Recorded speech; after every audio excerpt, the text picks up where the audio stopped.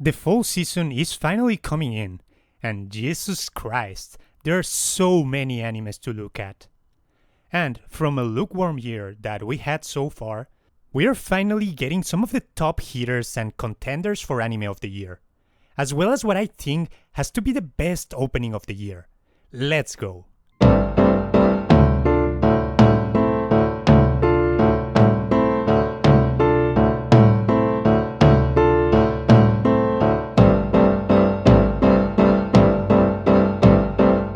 We start the season with a few returning animes. The Aristocrat Appraisal Skills Season 2 has to be one of my personal favorites, and I'm happy to see them moving into the war arc. Bleach is still impressive with its high quality animation and fighting sequences, but for the love of God, what is this power scaling? Shangri-La Frontier and Arifureta are taking their time to appear, as they haven't aired at the time of making this video. Blue Lock keeps up with the dead game shonen with a bit of football for the lads.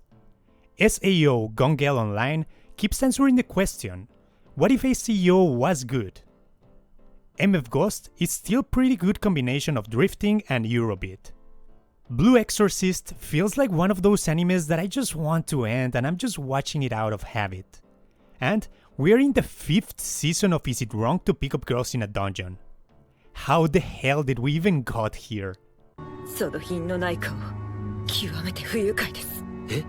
Out of all these returning animes, I also want to stand out two of them. First off, we have Spirit Chronicles. We really waited 3 years of a cliffhanger just to get one of the most lukewarm episodes ever and fix everything in half an episode? And oh my god, Demon Lord retry. Who even asked for this? As one of the 5 people who watched it, I was a bit expectant of the season, but seriously, why do we even get a second season when the first 2 episodes are just recaps?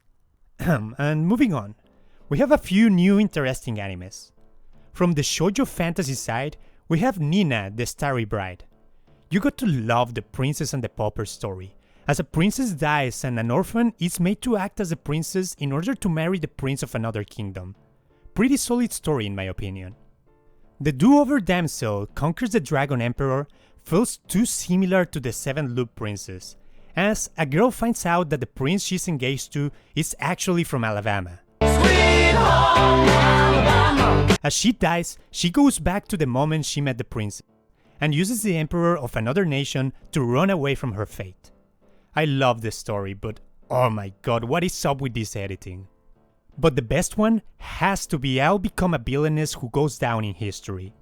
You guys know I'm a sucker for villainous animes, and as one of the manga readers, I know how good the story gets, as the villainess is actually smart and working towards a better future while fighting the idealistic but naive heroine. You got to love this type of story. What else? Okay, let's just run through all the generic fantasy animes real fast. Notorious Stalker is about a guy with the weakest skill becoming the strongest by just japping, but at least the main protagonist is solid. The Healer Was the Strongest is yet another one of those kicked out of the hero party. Goodbye Dragon Life is another one of those slow life hiding in a village. And Loner in Another World at least takes jabs at the whole generic isekai genre. But come on, why are there so many girls in the Battle of a Loner? But the most unique one has to be Demon Lord 2099, as a Demon Lord reincarnates 500 years after losing to the hero.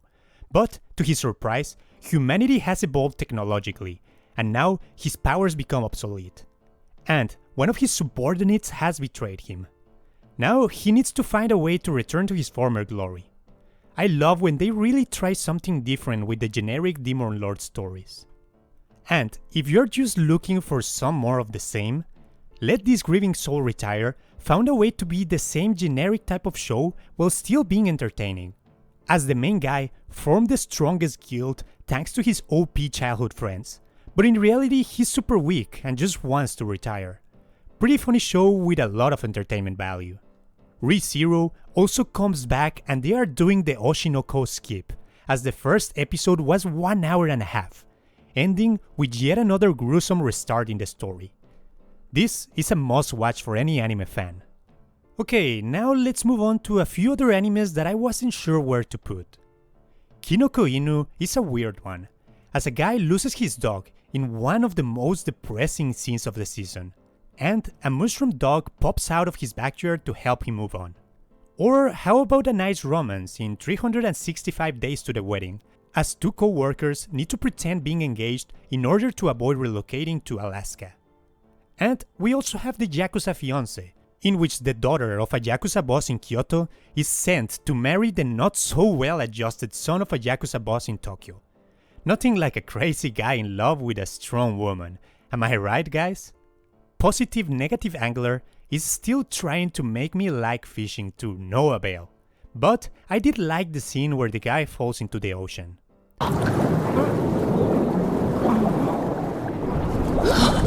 And a story of a girl that was unable to become a mage feels like the spiritual successor to Little Witch Academia, as a girl in love with magic is doing her best to become a mage, even after failing the entrance to the magical school class.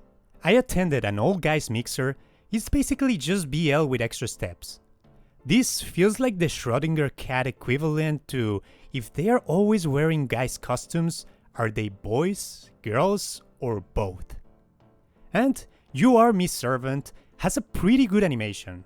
Unfortunately, it is one of those brain-rot maids taking care of a guy type of anime. But hey, this time she used to be an assassin. Dragon Ball Daima also had an impressive animation, as one of the last works of Toriyama worked on before his passing.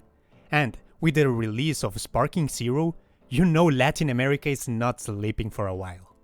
Mechanical Arms feels like a Trigger show by all means. Pretty solid shonen with the staple animation of Trigger as a guy is dragged into a world where robot arms attached to humans fight each other.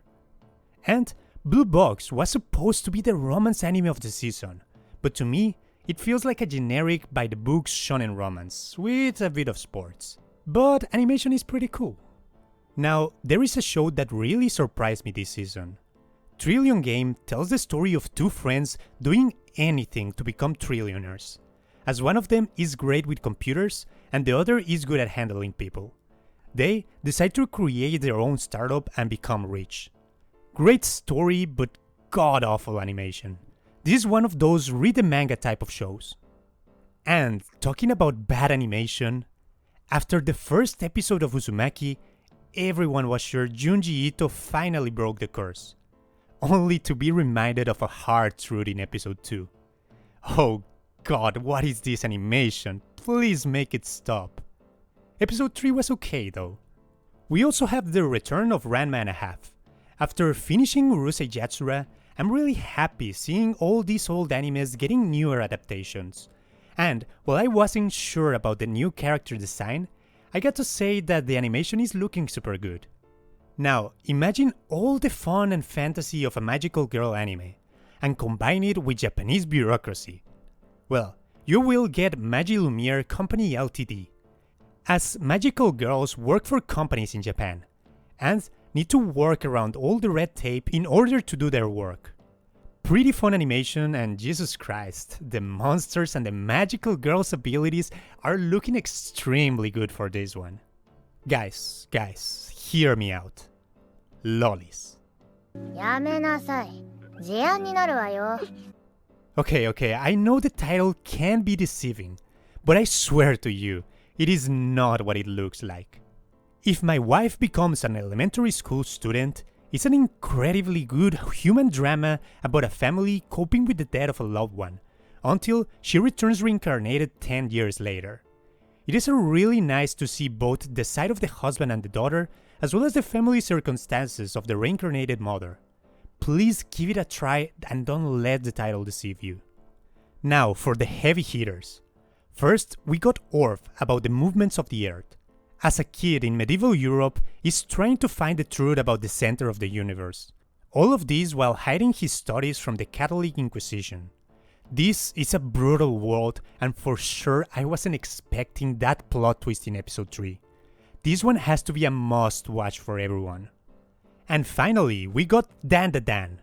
Well, I be damn, Science Saru did it again. The animation looks incredible.